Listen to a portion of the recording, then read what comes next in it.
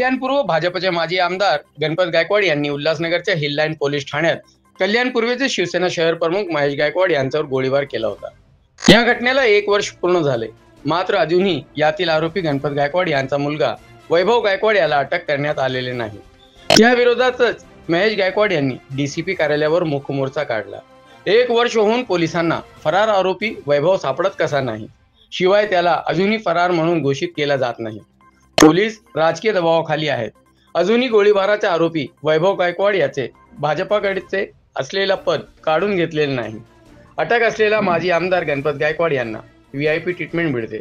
मला न्याय मिळाला नाही तर मुख्यमंत्री देवेंद्र फडणवीस यांच्या दालनात हा मोर्चा घेऊन जाणार असल्याचे महेश गायकवाड यांनी सांगितले।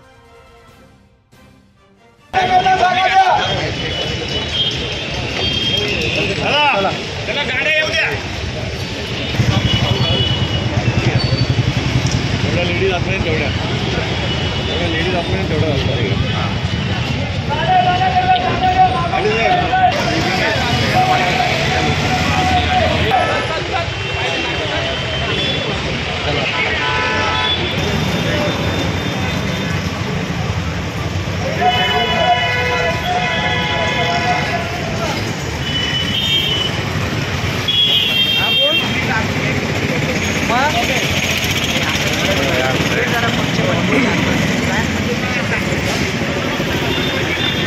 आतून चला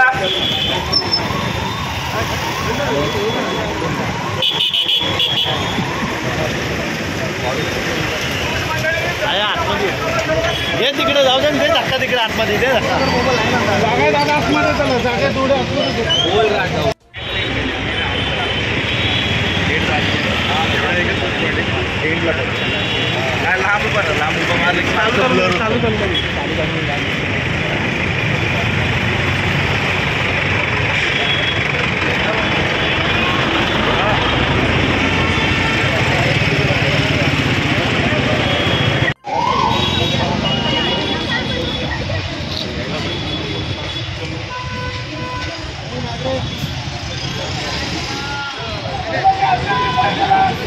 थोड़ा सा आगे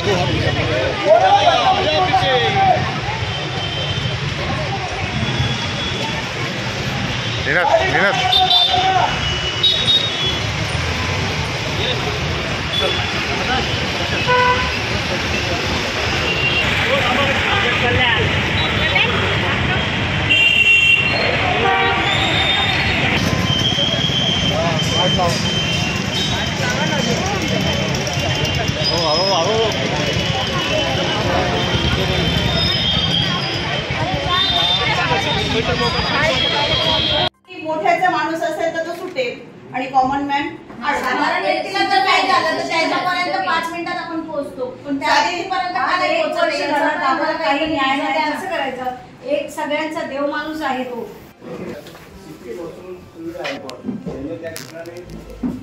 इतर गुन्हेगार पार्श्वभूमीचे लोक बोलवले, गणपत गायकवाडला त्यांनीच बोलवलं। आता त्यांनी इशारे सुद्धा केले। आम्हाला 2 जणांना फायरिंग झाली, माझ्यावरती राहुल पाटीलवरती, आणि याच्यामधून आम्ही सुखरूप बचावले। 6 गोळ्या लागल्यानंतर आम्ही बचावलं ईश्वराच्या कृपेने। आज तुम्हाला सांगतो सर की आज कायदा सुव्यवस्था कुठेतरी विस्कळीत पडलेली असं जाणवलं, कारण की आपल्या महाराष्ट्र पोलिसांचं जगभरात नाव आहे की आरोपीला पटकन पकडण्यामध्ये अनेक पुरस्कार महाराष्ट्र पोलिसांना मिळाले। पण या घटनेबाबतीत अतिशय दुर्दैव वाटतं की आपली यंत्रणा कुठेतरी कुंपवत झालेली। जो आरोपी वैभव गायकवाड आज गेल्या 1 वर्षापासून फरार आहे, त्याची साधी नोटीस काढलेली नाही, साधं त्याच्यात कुठल्या प्रकारचे जप्ती केली नाही, अनेक आरोपींचे रिव्हॉल्वर लायसन्स रद्द केले नाही। आज आम्ही यासाठी न्याय मागतोय की आज बीडला ज्या पद्धतीने बीडच्या धर्तीवर ज्या पद्धतीने कायदा सुरू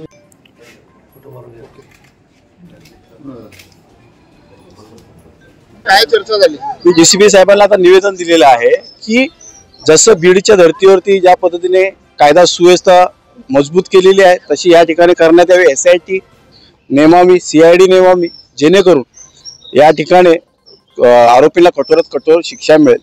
मी या ठिकाणी एवढंच म्हणेल की आज वर्ष पूर्ण झालेलं आहे आणि एक आरोपी फरार आहे जो मेन सूत्रधार आहे। वैभव गायकवाड हा भाजपाचा युवा मोर्चाचा पदाधिकारी आहे आज आपण बघितलं तर बीडच्या धर्तीवरती कुठल्याही प्रकारचा पक्षपात न करता त्या ठिकाणी कारवाई चालू आहे. आज आपल्या महाराष्ट्रामध्ये म्हटलं जातं मुख्यमंत्री देवेंद्र फडणवीस संवेदनशील आहेत आणि ते अन्यायाविरोधात कठोर कारवाई करणारे असे मुख्यमंत्री आहेत. त्यांनी या कल्याण शहरामध्ये सुद्धा अशा पद्धतीचं कायदा सुव्यवस्था त्यांनी कठोर निर्माण करायला हवी, जेणेकरून न्याय मिळेल. मला वाटतं काय की आज गोळीबार जो झालेला आहे हा देश पातळीवरती पहिली घटना आहे की पोलीस स्टेशनमध्ये गोळीबार झालेला आहे आणि त्या गोळीबारामधून एक आरोपी फरार आहे आणि त्या गोळीबार मधून मी बचावलेलो आहे ईश्वराच्या कृपेने. आज दहशतीचं वातावरण या कल्याण शहरामध्ये आहे, जेणेकरून कारण की गुन्हेगार पार्श्वभूमी असलेल्या लोकांना असं वाटायला लागलं की कायदा सुव्यवस्था हा एकदम सैल आहे, कारण की आरोपी फरार आहेत. गणपत गायकवाड यांना VIP ट्रीटमेंट मिळाली जाते.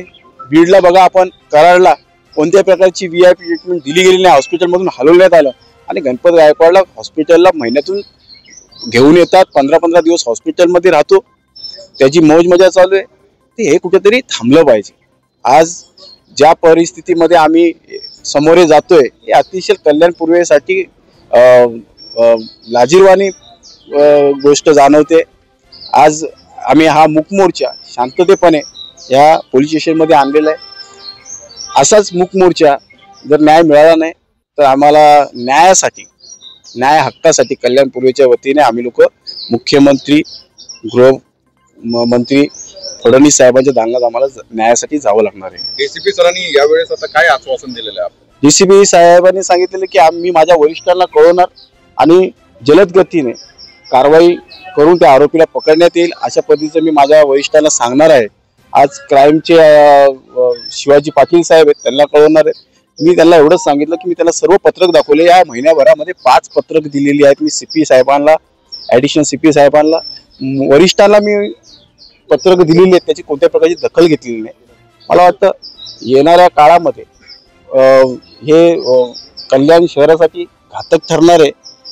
गुन्हेगारी पार्श्वभूमी मोठ्या प्रमाणात वाढणार आहे जर अशा प्रकारचा जर न्याय मिळाला नाही.